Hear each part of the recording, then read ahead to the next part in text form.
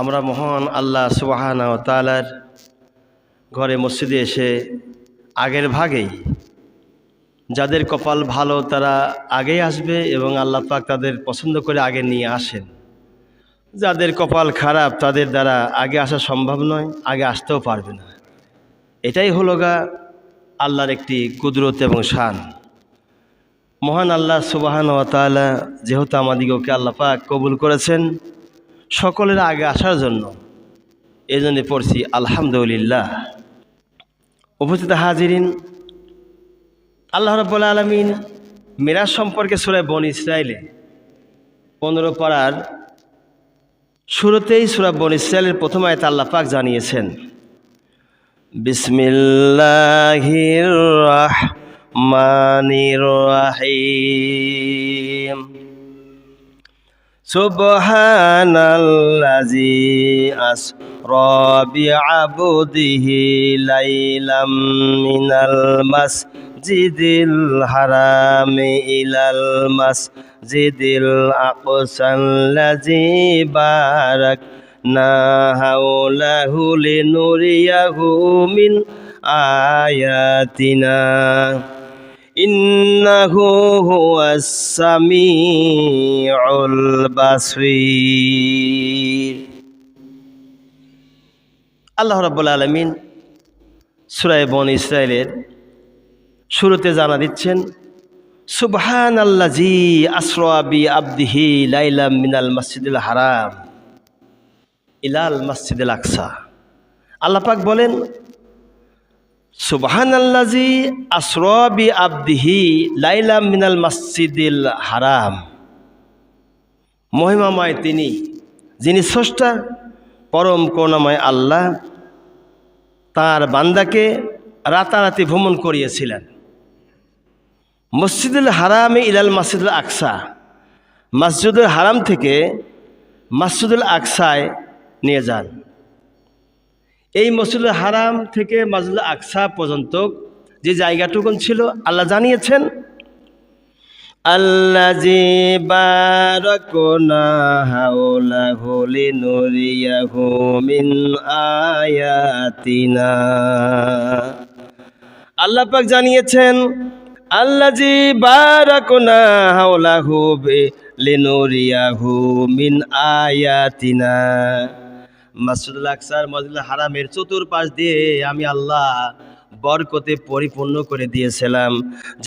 আল্লাহ পাক জানালেন, মাসজিদুল আকসা যার চতুর্পাশে মানে চার পাশে পূর্ব পশ্চিম উত্তর দক্ষিণ মসজিদুল হারাম থেকে মসজিদুল আকসা এর এই চার পাশে দিয়ে আল্লাহ পাক চতুষ্পাশ মানে চার পাশ বরকতময় করেছিলেন। এত বরকত দিয়েছিলেন, যেই বরকতের ব্যাপার বলা হয়েছে, আল্লাযী বারাকনা হাওলাহু লিনুরিয়াহু মিন আয়াতিনা। বরকতের উদ্দেশ্য হলো যেন কিছু নিদর্শন আমার আল্লাহ নবীজিকে দেখাতে পারেন। নবীজি স্বচক্ষে নিজের নিদর্শন দেখে আসবেন। আল্লাহর নিদর্শন কি কি রয়েছে এতগুলো গণনা করা, মনে রাখা, জেনে এসে বর্ণনা করার সময় তো হয় না। তারপরও বিশেষ বিশেষ যেগুলো আল্লাহ পাকের নিয়ামত, এই নিয়ামতগুলো আল্লাহ নবী দেখে আসলেন। এরপর আল্লাহ জানা দিলেন, বান্দা শোনো, আমি আল্লাহ যে আমার নবীকে ভ্রমণ করিয়েছি মসজিদুল হারাম থেকে মসজিদুল আকসা পর্যন্ত বরকত দিয়ে। মনে রেখে দিও, জেনে রেখে দিও, আমার দোস্ত যখন আমার কাছে আসে আমি আল্লাহ তার প্রতি রহমত আর বরকত দিয়েছি। এটা কিন্তু আমি আল্লাহ নিজে দেখেছি। আল্লাহ বলেন, আমি নিজে দেখেছি এগুলো। ইন্নাহু হুয়াস সামিউল বাসীর। আল্লাহ বলেন, নিশ্চয় আমি দেখি এবং শুনি, আমি দেখি এবং শুনি। বরকত আর রহমত আমি আল্লাহ দিয়েছি, এটা দেখলেন। আল্লাহ নবী মসজিদুল হারাম থেকে মসজিদুল আকসা গেলেন। সে মসজিদুল আকসা সেটা আমাদেরই মসজিদ, হযরতে আদম আলাইহিস সালাম থেকে নিয়ে প্রত্যেকটা নবী আলাইহিস সালাম পর্যন্ত সেই দিকে হয়ে আমরা নামাজ আদায় করতাম। আল্লাহ রাসূল খানায় কাবার দিকে একটু মনে মনে নিয়ত করতেছিলেন যে আমি যদি খানায় কাবার দিকে নামাজ পড়তাম। এরকম কিছু কল্পনা করার কারণে আল্লাহ পাক কোরআনের আয়াত নাজিল করে বললেন, হে নবী, আপনার মনে করছে খানায় কাবার দিকে হয়ে নামাজ পড়ার, রসুল আপনি মুখ ঘোরান। নামাজের মধ্যেই আল্লাহ পাক মুখ ঘোরায় দিলেন, যে খানায় কাবার দিকে আমরা দাঁড়িয়ে দাঁড়িয়ে মুখটা করে নামাজ আদায় করি। বলি সুবহানাল্লাহ। ভাইরা আমার, এই মর্মে আল্লাহ নবীকে আল্লাহ পাক নিয়ে যাবেন বরকতময় সময়ে। সুবহানাল্লাযী আসরা বিআবদিহি লাইলা মিনাল মাসজিদিল হারামি ইলাল মাসজিদিল আকসা। আল্লাহ পাক রাত্রি ভ্রমণ করেন মসজিদ হারাম থেকে নিয়ে মসজিদ আকসা পর্যন্ত। হারাম মানে পবিত্র জায়গা, সব হারাম, কিন্তু হারাম নাই এটা মাথায় রাখা লাগবে। পায়খানা হারাম, পেশাব হারাম। এই মসজিদ হারামের মাত্র হলে এর সেগা বা বহস জানতে হবে, তা নাহলে আপনারা বুঝবেন না। আল্লাহ পাক এই হারামের অর্থ বোঝাইছে পুত পবিত্র, যার চতুর্দিকে আল্লাহ পাক বরকত রহমত দিয়ে ভরপুর করে দিয়েছিল। বলে সুবহানাল্লাহ। নিয়ে যাবেন রসুলকে। এখন মনে করেন আপনার বাড়িতে একটা মেহমান আসবে অনেক দিন পরে, যার রাস্তায় দেখা হয়েছে, হাট বাজার ঘাটে সবখানে দেখা করেছেন, কিন্তু আপনার বাড়িতে আসেন নাই। তাহলে সে বন্ধুর জন্য আপনি কি করবেন? নিশ্চয় খাদ্যখানার ব্যবস্থা করবেন, ভালো কেনাকাটা করবেন, বিছনাপত্র বাড়ি ঘর একটু সাজাবেন না? কথা বলেন না কেন? সাজাবেন তো নাকি? সাজাবেন, কিন্তু যে আমার বন্ধু জীবনে আসেনি আমার বাড়িতে, এই নোংরা টোংরা দেখলি কবেই রাখি। এই জন্যই পেশাব পায়খানা থেকে শুরু করিয়ে ঘরের আসবাবপত্র, আলমারি যা কিছু আছে ঘরের মধ্যে আসবাবপত্র, প্রত্যেকটা জিনিস আপনি সাজাই সুন্দর করবেন, যেন আমার একটা মেহমান আসতেছে, উনি আসলে কবে কি। তাহলে সাধারণ একটা মেহমান যদি আসাতে এরকম আমরা যত্ন করে থাকি, চিন্তা ভাবনা করি, রাসূল যেখানে যাবেন, তাম পৃথিবীর পয়গম্বর যিনি যাবেন আল্লাহর কাছে, তাহলে সেই নবীর আগমনে আল্লাহ পাক কি সাজাতে পারেন? ফেরেশতাদেরকে আল্লাহ পাক জানিয়ে দিলেন, হে ফেরেশতা, আমার দোস্ত আমার কাছে আসবেন, যেন তেন কার্পেট বিছাইও না। আমার নবী আমার কাছে আসবেন, 7 আসমান ভ্রমণ করে আমার কাছে আসবেন, আর এখানে জনতন জিনিস কিন্তু দেখা যাবে না। আমার বন্ধুদের তো আমার কাছে আসবে, জীবনে আসি নাই, এই প্রথম আসতেছে। আমার বন্ধুকে দুনিয়া থেকে যখন প্রথম আসমানে আসতেছে, আমি আল্লাহ পাক আমার বন্ধুর জন্য জনতন সাজানি পছন্দ করব না। এমন করে সাজাও ফেরেশতারা, জান্নাতুল ফেরদাউসের ভিতরে যেসব কার্পেট রয়েছে, সুসজ্জিত রয়েছে, আলো রয়েছে, বাতাস রয়েছে, যতগুলো যা রয়েছে জান্নাতুল ফেরদাউসের ভিতরে, তার চাইতে 1000 গুণে বরকত আর রহমত আমি আল্লাহ আমার কাছে রয়েছে। আমার যে নিদর্শনগুলো আছে, এই নিদর্শন দিয়ে ও ফেরেশতা মণ্ডলী, তোমরা আমার নবীর আগমনে সুসংবাদে তোমরা খুশি হয়ে যাও, আর 7 আসমান পর্যন্ত এত সুন্দর করে সাজিয়ে দাও যেন আমার বন্ধু আসার পরে যেন খুশিতে তিনি আমি আল্লাহ আমার শুকরিয়া আদায় করে। বলি সুবহানাল্লাহ। আম্মাজানের ঘরে আল্লাহর পয়গম্বর শুয়ে আছেন। ফেরেশতা গিয়ে বললেন, হে নবী, আপনাকে আল্লাহ পাক আল্লাহর বাড়িতে নেওয়ার জন্য বাহন পাঠিয়েছেন। অনেকেই লেখে হাজা বুরাকুন নবী সাল্লাল্লাহু আলাইহি সাল্লাম, একটা ঘোড়া, এই ঘোড়ার উপরে একটা কাপড় দেয়, দিয়ে কাপড়ের উপর লিখে দেয় আরবিতে হাজা বুরাকুন নবী সাল্লাল্লাহু আলাইহি সাল্লাম।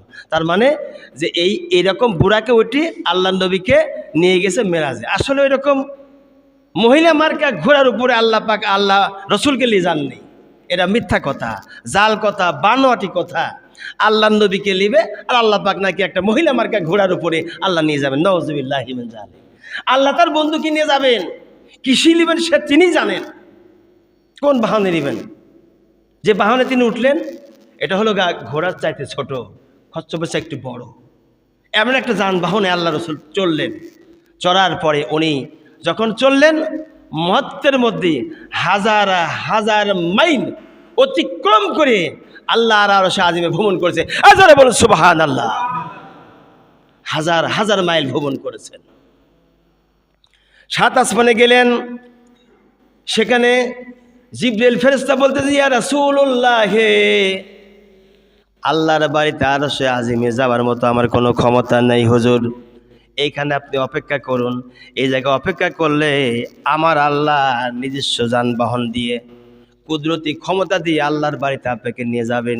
এইখান থেকে এক কদমও পাও রেখে আমি সামনে আগাতে পারবো না, আল্লাহর নিষেধ আছে। আল্লাহর বাড়িতে আমরা যেতে পারবো না, আপনাকে আল্লাহ বিশেষভাবে নিয়ে যাবেন। আল্লাহ নবী আরশে আজিমে ভ্রমণ করবেন, আরশে আজিমে যাবেন, আল্লাহর বাড়িতে যাবেন। 7 আসমানে অপেক্ষা রয়েছেন। মনের মধ্যে একটি ভয় হচ্ছে, 7 আসমানে সেই সময় তো আসা যাবে, অনেক ঘটনা আছে, এই ঘটনা বলার সময় নেই। আল্লাহ নবী 7 আসমানে অপেক্ষা করতেছেন, মনের মধ্যে একটু ভয় ভয় হচ্ছে। এই জায়গায় আসলেন, এখানে তো পরিচিত কেউ নাই। হঠাৎ করিয়া হজরতে বেলালের পায়ের আওয়াজ আল্লাহ রসুলের কানে পৌঁছায় যায়। ভাইরা আমার, হজরতে বেলালের আওয়াজ যখন রসুল শুনতে পায়, হজরত বেলাল যেরকম পাও ফেলে ফেলে মসজিদে নববীতে আসতেন, খানায় কাবা ঢুকতেন, এই পায়ের আওয়াজ রসুলের কানে পৌঁছাইছে আরশে আজিমে পাওয়ার আগে 7 আসমানে। আল্লাহু আকবার। তাহলে হযরত বেলালের আমল কত ভালো ছিল। আজকে আমলিয়াতের কথাই হবে ইনশাআল্লাহ। হযরত বেলাল রাদিয়াল্লাহু আনহুর আওয়াজ, পায়ের আওয়াজ রসুল আসমানে শুনতে পেলেন। আল্লাহর নবী অপেক্ষা করতেছেন, অমন সময় আল্লাহ পাকের কুদরতি বাহন আসলো। আসার পরে রসুলকে আল্লাহর বাড়িতে নিয়ে গেলেন। আল্লাহর বাড়িতে যাওয়ার পরে আল্লাহ পাক ফেরেশতাকে ডেকে বলছেন, ও ফেরেশতা, যতগুলো জান্নাত আছে আমার নবীকে দেখাও, যতগুলো বেহেশত রয়েছে আমার হাবিবকে দেখায় দাও। এই জান্নাতগুলো আমি আল্লাহ আমার নবীর উম্মতের জন্য আমি আল্লাহ তৈরি করেছি। আমি আল্লাহ তৈরি করেছি জান্নাতগুলো আমার নবীর উম্মতের জন্য। এই 1 নম্বর জান্নাত পাবে আমার নবীর উম্মতেরা। সুবহানাল্লাহ। ফেরেশতা বলে দাও আমার নবীকে যতগুলো জাহান্নাম রয়েছে ওই জাহান্নামও আমার নবীর উম্মতের জন্য বানাইছে আমি আল্লাহ। কেননা নাফরমানি যারা করবে, বিরোধিতা করবে, চুরি করবে, ডাকাতি করবে, ছিনতাই করবে, হয়রানি করবে, রাহাজানি করবে, জমিরাল ঠেলবে, খাদ্য ভেজাল দিয়ে মাল পাচার করবে, যত গুনাহ অন্যায় অবিচার করবে, ওই অন্যায় অবিচার চুরের জন্য আমি আল্লাহ জাহান্নাম বানাইছি।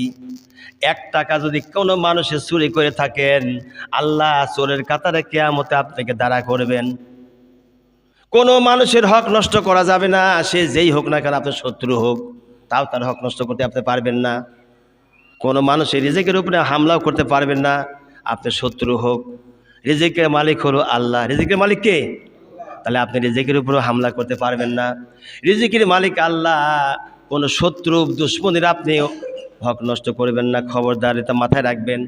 আল্লাহ রাব্বুল আলামিন নবীজিকে জানাই দিলেন, ও ফেরেশতা আমার নবীকে বলে দাও আমার নবীর উম্মতের জন্য যারা নামাজ আদায় করবে না, ইসলামের কাজ করবে না, ওদের জন্য এই 7টা জাহান্নাম আমি আল্লাহ তৈরি করেছি। নাউজুবিল্লাহ। সব জায়গায় সুবহানাল্লাহ কওয়া লাগে না। আমার ভাইরা, আল্লাহর পয়গম্বরকে ফেরেশতা জান্নাতগুলি দেখালেন। রসুল জান্নাতগুলি ভ্রমণ করার সময় এত খুশি হয়ে গেলেন।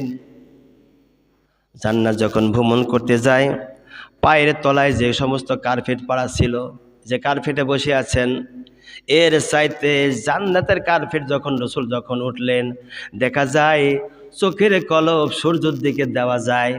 জান্নাতের মধ্যে আল্লাহ নবী যখন যায়, ওই কার্পেটের দিকে মনে হয় চাওয়া যাচ্ছে না, এত চাকচিক্য কার্পেট আল্লাহ পাক দিয়ে সুসজ্জিত করে নবীর আগমনে সাজিয়েছে। বলি সুবহানাল্লাহ। ব্যস্ত ভ্রমণ করলেন, নবীজি খুব খুশি হলেন, খুব খুশি হলেন, আনন্দ আটখান হয়ে গেল। ফেরেশতা জানাই দিলেন, হে নবী, খুশির কোনো কারণ নাই। মানে হ্যাঁ, আপনার উম্মত যদি খুশির কাজ করে জান্নাতগুলি পাবে আর খুশি হয়ে যাবে। আর খুশি যদি কোনো কাজ না করে, তাহলে এই যে জাহান্নাম, চলেন দেখা নিয়ে আসি। জাহান্নামের ফেরেশতা, যার নাম মালিক ফেরেশতা, এই মালিক ফেরেশতাকে বললেন আমার নবীকে জাহান্নামের ভিতরে নিয়ে ঘোরায় ঘোরায় দেখাও। আল্লাহ নবী জাহান্নামের ভিতরে নিয়ে ঘোরায় দেখানোর সময় বলতেছেন, ও ফেরেশতা, এই লোকগুলিকে উল্টা করে জাহান্নামে কেন দেওয়া হয়েছে? অনেক ঘটনা, তার মধ্যে 1-2টির উদাহরণ দেব, বেশি উদাহরণ দেব না, সময় পাওয়া যাবে না। আল্লাহ নবী বললেন, ফেরেশতারে, জাহান্নামের ভিতরে কিছু মানুষকে দেখতে পাচ্ছি মাথাটা নিচের দিকে আর দুইটা পা উপরের দিকে করে রাখা হয়েছে, কারণটা কি? ফেরেশতা বললেন, ইয়া রাসূলুল্লাহ, এই সমস্ত আপনার উম্মতেরা যারা জেনা করেছে, প্রতিবেশীর স্ত্রীর সাথে অবৈধ মিলামিশা করেছে, অন্য নারীর সাথে অবৈধ মিলামিশা করেছে, প্রতিবেশী স্ত্রীর সাথে ওরা অবৈধ মিলামিশা করেছে। অনেক মানুষ এরকম আছে না? নাই? আছে না? অনেক মানুষ রয়েছে।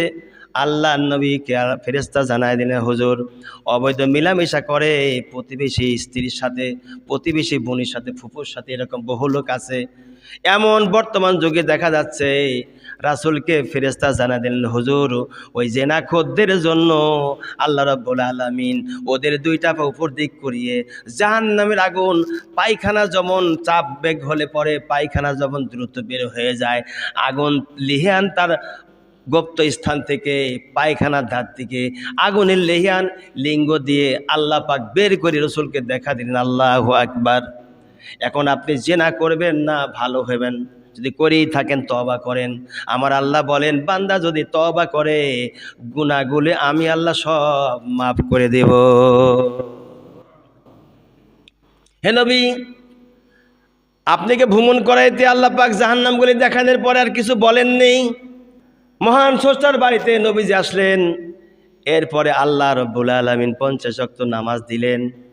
খুশিতে দুনিয়াতে আসতেছিলেন। 5 ওয়াক্ত নামাজ যদি না দিতেন, অনেকেই বলে আমার জীবন শেষ হয়ে যেত, বেলা ডুবে যেত, নামাজ কখন পড়বো, কাজকর্ম কখন করব, বিপদের শেষ ছিল না। ইমামতি তো কোনো হুজুর কেন আমার মতো কুতুবও ইমামতি করতো না। যদি 50 ওয়াক্ত নামাজ আল্লাহ দিত, 12 ঘন্টা কি করে 50 বার নামাজ পড়ব? আসলে 5 ওয়াক্ত যে নামাজ হবে, আমি রাসূলের রুহি জগতের কথা আজ থেকে প্রায় 3 মাস আগে বর্ণনা করেছি না? আদম আলাইহিস সালামের ঘটনা বর্ণনার আগে কিন্তু আমার নবীর কথা বলেছি। নবীজিকে আল্লাহ পাক কী দিয়ে তৈরি করলেন এবং নবীর গায়ের ঘাম দিয়ে কী কী তৈরি হয়েছেন, তার মধ্যে 5 ওয়াক্ত নামাজ কিন্তু আগেই আল্লাহ পাক কবুল করেছেন। মনে আছে আপনাদের? আগেই কিন্তু এই কথা বর্ণনা করেছি আমি। আমার ওয়াজ হাতাবেন, পেয়ে যাবেন ইনশাআল্লাহ। এ কথা আজকে আর বর্ণনা করবো না। এই 5 ওয়াক্ত নামাজ আল্লাহ পাক ফরজ করলেন, ফরজ করে দিলেন উম্মতি মুহাম্মাদের উপরে 5 ওয়াক্ত নামাজ। আর বললেন, এই সালাত যেন তারা সংরক্ষণ করে, অত্যন্ত ভালোভাবে সংরক্ষণ করে। এখন আপনার কাছে আমার প্রশ্ন, 5 ওয়াক্ত নামাজের কয় রাকাত ফরজ আছে? 17 রাকাত। এও ভুলে গেলে হয়? এখন বক্তার মতো শ্রোতাও তো হওয়া লাগবে, নাহলে তো হবে না। আমি এখানে আওয়াজ পাইনি, এই জন্য আমার কথা আসে না। বক্তার সামনে যদি শ্রোতা যদি উত্তর দেয় তাহলে কথা আসে, আর উত্তর না দিলে কথা আসে না। 5 ওয়াক্ত ফরজ নামাজ আল্লাহ পাক 17 রাকাত ফরজ করেছেন।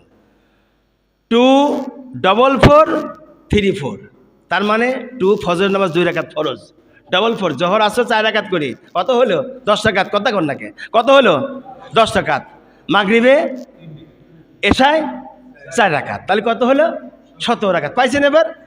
আল্লাহ রাব্বুল আলামিন তাই বলেন, হে নবী, আমার কাছে যদি কোনো ব্যক্তি দিনে 5 বার কল করে, 2 4 4 3 4 এই নাম্বারে যদি ফোন দেওয়া হয়, নাম্বার মিস হবে না। আল্লাহু আকবার। একবার আপনি আমার কাছে মেরাজে আসলেন, আর আপনার উম্মতেরা 5 বার দিনে মিরাজ করবে। শুধু 5 বারই নাই, যতবার নামাজ আদায় করবে ততবার আমি আল্লাহ আমার সাথে আপনার উম্মতেরা মিরাজ করবে। বলি সুবহানাল্লাহ। 17 রাকাত নামাজ এটা আল্লাহ ফরজ করলেন। এখন ফজরের নামাজ 2 রাকাত যে আমরা পড়ি, জুমার দিনও আবার 2 রাকাতে আল্লাহ ফরজ করলেন। ইতিহাস তো ভাই বর্ণনা করতে পারি, সময় যে পাই না, একটু করে বর্ণনা করলেই সময় চলে যায়। জুমার দিনে কয় রাকাত নামাজ? আপনারা অনেকেই ভেগাছেকার মধ্যে পড়ে যান। জুমার নামাজ কয় রাকাত ভালো করে কান লাগা শোনেন। আসলে ভাই বিজ্ঞ আলেম দরকার। আমিও তেমন আলেম না, আমার মধ্যে ইলমের জ্ঞান নাই, কোরআনের জ্ঞান নাই, হাদিসের জ্ঞান নেই, ইজমা কিয়াসেরও জ্ঞান নাই। আমিও মূর্খ অধম, শুধু সার্টিফিকেট পেয়েছি আলেমের, মৌলানা সার্টিফিকেট দিয়ে তাই মৌলানা হয়েছি। আমার মধ্যেও কিন্তু কোনো জ্ঞান নাই। আমি না জানি কোরআন, না জানি হাদিস, আমার মধ্যেও কোনো জ্ঞান নেই। তারপরেও আমার আল্লাহ যেটুক জানিয়েছেন এই ছোট্ট ব্রেনে এটুক কথাই বলি। জুমার নামাজ কয় রাকাত, এই নিয়ে অনেক সময় দ্বিধাদ্বন্দ্ব করে লোকেরা। আপনাদের কাছে আমার প্রশ্ন, দুখুলুল মসজিদে 2 রাকাত নামাজ, ওযুর সুন্নত 2 রাকাত, এটা কি কোনো নির্দিষ্ট আছে? আছে? নাই। তাহলে আপনারা এখন ফতোয়া দিবেন, আজ কি উত্তর আপনারাই দিবেন, এই ফতোয়া আপনারা দিবেন। 2 রাকাত ওযুর সুন্নত নামাজ, 2 রাকাত দুখুল মসজিদের নামাজের কোনো নির্দিষ্ট সময় নাই। যখন ওযু করবেন 3টা সময় বাদে, সূর্য উদয়ের সময়, অস্তমিত হওয়ার সময়, ঠিক দুপুরে, এই 3টা সময়ে ওযুর সুন্নত কেন কোনো নামাজই আল্লাহ পাক জায়েজ করে নাই, হারাম করেছে। নামাজ পড়া ফরজ, আবার হারামও আছে 3 সময় পড়া। কথা বল না কেন? এর ওযুর সুন্নত আপনি 3 সময় ছাড়া যখন তখন পড়তে পারেন, সময় পেলেই আপনি ওযুর সুন্নত নামাজ পড়ে নেবেন, কোনো সমস্যা নেই। বাড়িতে ওযু করেছেন, বাড়িতে পড়েন, কোনো সমস্যা নেই। দুখুলুল মসজিদের নামাজ 2 রাকাত যে আমরা পড়ে থাকি, আল্লাহ রাসূল বলেছেন যখন তুমি মসজিদে প্রবেশ করবা, মসজিদে প্রবেশ করার সাথে সাথে যদি সময় থাকে 2 রাকাত দুখুলুল মসজিদ নামাজ পড়বা। এটা ফরজ নয়, সুন্নাত। পড়লে সওয়াব, না পড়লে কোনো গুনাহ নাই। এই 4 রাকাত নামাজ এটা নির্দিষ্ট করে দেয় নাই, জুমার নামাজের সাথে এর কোনো সম্পর্ক নাই। সম্পর্ক আছে? সম্পর্ক নাই। তাহলে জুমার নামাজ কয় রাকাত, এটা প্রশ্ন নাকি? জুমার নামাজ হলো 10 রাকাত। কয় রাকাত? ভালো করে কান লাগান। 4 রাকাত কেবল জুমার সুন্নত, 2 রাকাত জুমার ফরজ, আর 4 রাকাত বাদাল জুমাই হলো 10 রাকাত জুমার আসল নামাজ। ওযুর সুন্নত, দুখুলুল মসজিদ সুন্নত, এটাই নির্দিষ্ট শুক্রবারের জন্য নয়। যে কোনো সময়, যে কোনো দিনে আপনারা যে ফতোয়া দিলেন পড়া যায়, ওইটাই ঠিক। এইলি বিভ্রান্তি করবেন না। তাহলে এখন হযরতে বেলালের আওয়াজ কেন আল্লাহ রাসূল আরশ আজিমে শুনতে পেলেন দুনিয়া আসার পরে? হযরত বেলালকে রাসূল জিজ্ঞাসা করলেন, বেলাল রে, তুমি কি আমল করো? কয়, ইয়া রাসূলুল্লাহ, তেমন কোনো আমি আমল করি নাই। হযরত বেলাল বলেন, হুজুর আপনি যা শিখিয়েছেন আমি তাই তো করি। রাসূল বলেন, না বেলাল, কি আমল করো? তোমার পায়ের আওয়াজ আমি আরশে আজিমে শুনতে পেলাম, কারণটা কি? হযরত বেলাল বলেন, ইয়া রাসূলুল্লাহ, আপনি শিখানো নামাজ ওযুর সুন্নত নামাজ, তাহিয়াতুল ওযুর সুন্নত 2 রাকাত নামাজ, যখন আমার ওযু ছুটে যায়, ওযু ছুটার সাথে সাথে আমি ওযু করার পরে 2 রাকাত তাহিয়াতুল ওযুর সুন্নত নামাজ পড়ি। এইটা শুধু আমার আমল, আর কোনো আমার আমল নাই। রাসূল বললেন, বেলাল রে, এই আমলের কারণেই আমার আল্লাহ 7 আসমানে, আমি যখন একা একা অপেক্ষা করতেছিলাম আল্লাহর যানবাহনের জন্য, জিবরাইল ফেরেশতা রেখে যখন চলে গেল, আমার ভয় হচ্ছিল। এমন সময় তোমার পায়ের আওয়াজ আমি শুনতে পেলাম, তখন আমি স্বস্তির নিঃশ্বাস ফেলে বললাম, বেলাল মনে হয় আমার কাছে রয়েছে। ও বেলাল, এই নামাজ তুমি ছাড়বা না, মৃত্যু পর্যন্ত কি নামাজ তুমি ধরে রাখিও। নামাজ তোমাকে আরশে আজিমে নিয়ে গেছে। নামাজ আরশে নিয়ে গেছে, নামাজ নিয়ে যাবে আরশে আজিমে, কেউ নেবে না। আমার ভাইরা, আল্লাহর নবী এই দুনিয়াতে আসলেন, আসার পরে যখন লোকদেরকে জানায় দিলেন আমি মেরাজে গিয়েছিলাম, মেরাজে ভ্রমণ করলাম, আল্লাহ পাক আমাকে 7 আসমান ভ্রমণ করিয়েছেন। এই 7 আসমান ভ্রমণ যখন করিয়েছেন, আমার আল্লাহ আমাকে জানা দিয়েছেন, আমি একবার মেরাজে গেলাম, আর উম্মতরা আমার যতবার ইচ্ছা ততবার নামাজে যাবে। নামাজ যখন আদায় করবে, সাথে সাথে আল্লাহর সাথে মিরাজে হয়ে যাবে। সুবহানাল্লাহ।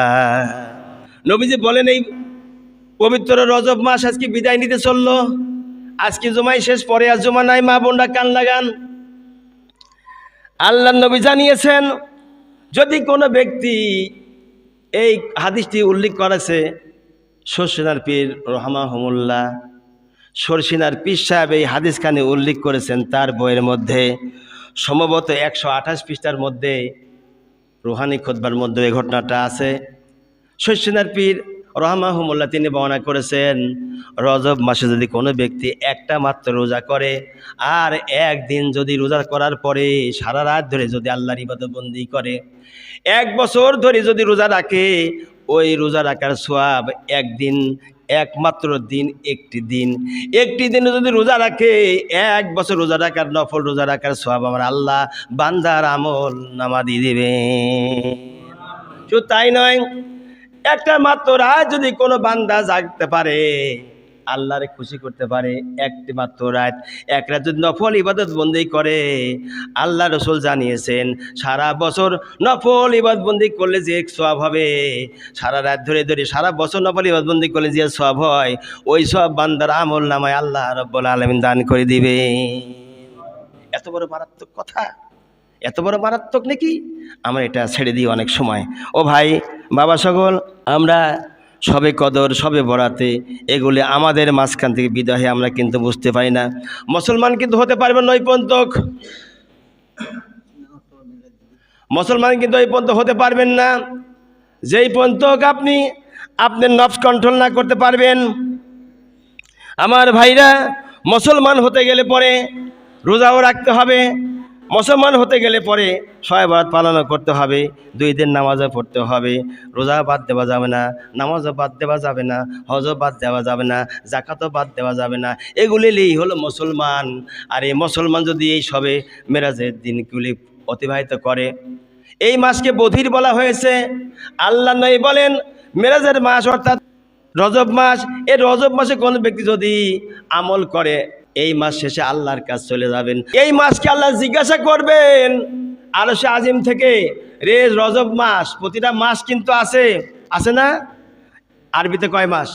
12 মাস। কথা বলেন, 12 মাস। 12 মাসের রজব মাস একটা মাস, পবিত্র মাস। এই মাস ঝগড়া করা নিষেধ, ঝামেলা করা নিষেধ, মারামারি করা নিষেধ, খুন করা নিষেধ, মানুষকে গালিগালাজ করা নিষেধ, গালমন্দ করা নিষেধ। আর আমরা 100 মাইল বেগে মানুষকে গালিগালাজ পারি, মানুষকে অত্যাচার করি কত রকমের ভাবে, সন্দেহমূলক অনেকে অনেক রকম তিরস্কার ধিক্কার দিই। ও ভাই, আমল যদি রাখতে চান, যদি নিজের জীবন কন্ট্রোল করতে চান, আমার আল্লাহ জিজ্ঞাসা করবেন রজব মাস আমার বান্দারা তোর সাথে কি আচরণ করেছে।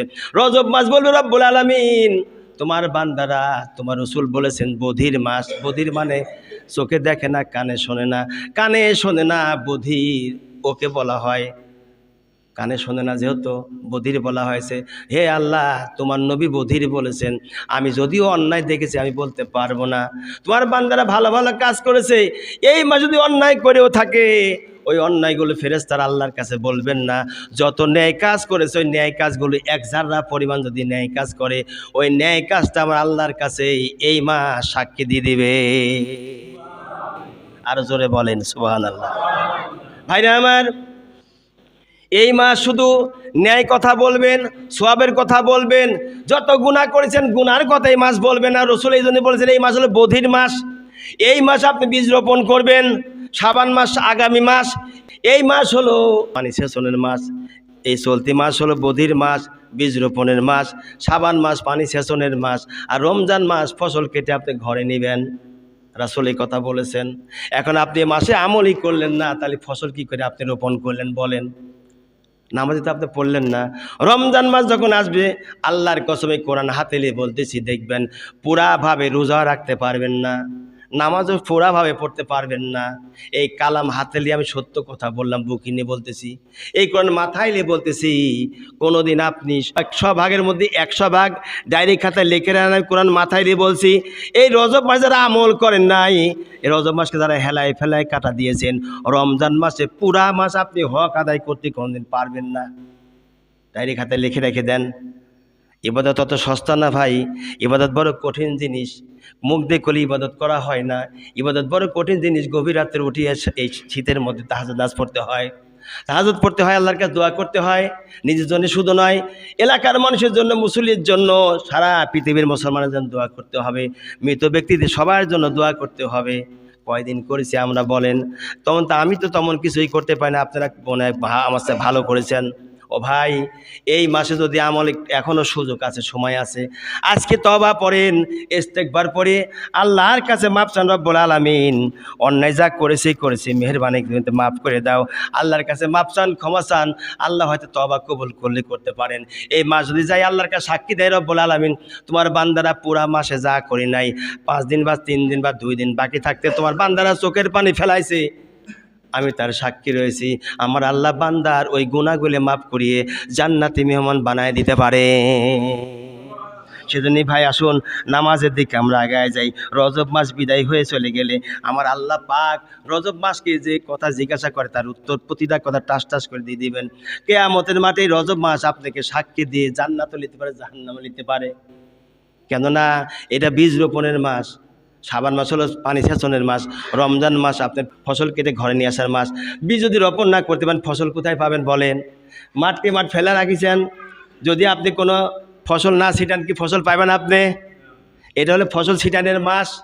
আপনি কয়বার নামাজ পড়লেন, কত নামাজ ত্যাগ করলেন, কত রোজা ত্যাগ করলেন, কত জীবনের কত অন্যায় অবিচার করেছেন, এইগুলো আপনি মেহেরবানি করে ফিরে এসে তওবা করেন আল্লাহর কাছে।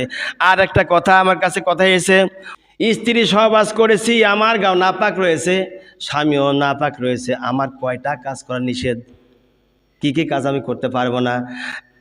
ইতিহাসের মধ্যে লিখেছে, মাসলার কেতার মধ্যে এসে, যারা সহবাস করবে করার পরে গোসল না করার পর্যন্ত সে 1 নম্বরে স্ত্রী সহবাস করার পরে গোসল সে না করা পর্যন্ত নামাজ পড়তে পারবে না, খানায় কাবা তওয়াফ করতে পারবে না, মসজিদে অবস্থান করতে পারবে না, মসজিদে অবস্থান করতে পারবে না, আর কোরআনটা স্পর্শ করতে পারবে না, কোরআনটা ধরতে পারবে না। 5 নম্বরে কোরআন সে পড়তে পারবে না। তাহলে 1 নম্বরে সে নামাজ পড়তে পারবে না, 2 নম্বরে তওয়াফ করতে পারবে না, 3 নম্বরে মসজিদে অবস্থান করতে পারবে না, 4 নম্বরে কোরআন স্পর্শ করতে পারবে না, 5 নম্বরে কোরআন শরীফ তেলাওয়াত করতে পারবেন না। এই 5টা কাজ ফরজ গোসল যদি না হয় তার আগে করা নিষিদ্ধ।